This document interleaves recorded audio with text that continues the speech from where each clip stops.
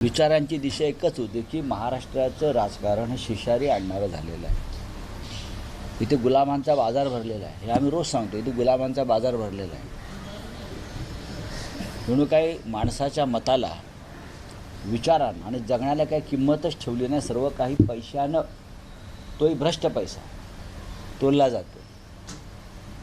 म्हणजे भारतीय जनता पक्षाचे जे मांडलिक राजे आहेत, एकनाथ शिंदेंसारखे, ते सुद्धा स्वतःला या राज्याचे बादशाह समजून या गुलामीच्या बाजारामध्ये बोली लावत आहेत. आणि या गुलामांच्या राज्याचे 2 बादशाह दिल्लीमध्ये बसले आहेत, हे काल उद्धवजींनी सांगितलं. आणि त्यांची गुलामी आम्ही पत्करणार नाही, महाराष्ट्र पत्करणार.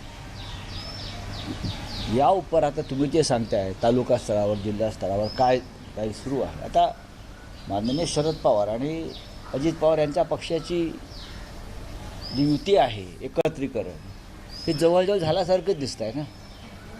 कारण ते एकाच चिन्हावर निवडणुका लढत आहेत. आता घड्याळावर सगळे लढणार आहेत अशी माझी माहिती आहे, मला माहीत नाही, मी ऐकलं आहे. त्याच्यामुळे तो प्रश्न आता विचारणं निरर्थक आहे त्या विषयावर.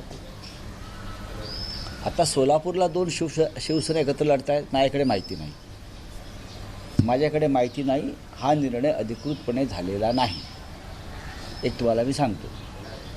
अशा प्रकारचा कोणताही निर्णय शिवसेना पक्षप्रमुख उद्धव ठाकरे यांनी घेतल्याची माझ्याकडे माहिती नाही.